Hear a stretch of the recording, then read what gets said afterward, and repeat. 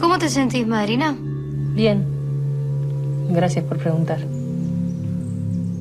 ¿Te sentís mal? ¿Te duele algo? ¿Estás enferma? Tuve un pico de estrés, solo eso. Me preocupaban algunos negocios. ¿Estás segura que solo eso? Porque yo te estoy viendo y estás un poco pálida y... Debe ser la luz de la sala. Me cansé de decirle a los empleados que cambien los focos, pero en esta casa todos hacen lo que quieren.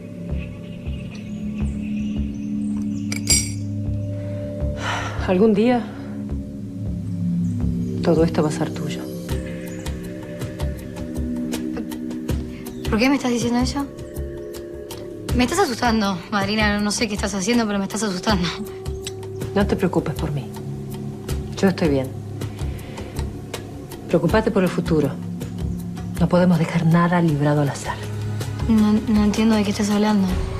Buenas. Llegué justito para el desayuno. Llegás tarde, papá. ¿Esta es una casa o un cuartel? A mí lo único que me marca mi horario de comida son mis ganas de comer. Mejor apúrate, Ámbar, que vas a llegar tarde al colegio. Sí, yo mejor me voy. Chau, Alfredo, ¿eh? Chau, Chau, mamá. madrina. ¿No te olvidas de algo?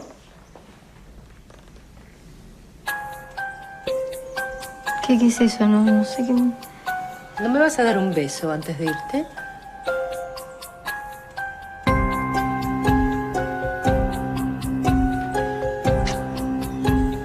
Que tengas un muy buen día.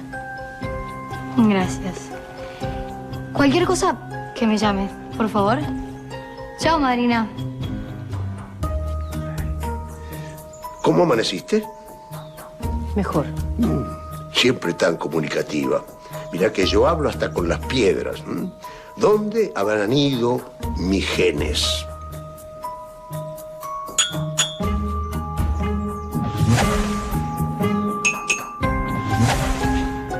Shari, ¿qué te pasa? Nada. Y no me digas Shari. ¿Cuántas veces te dije que no me gusta que me digas así? Estás más blanca que un papel. No tengo nada. Solo necesito recostarme.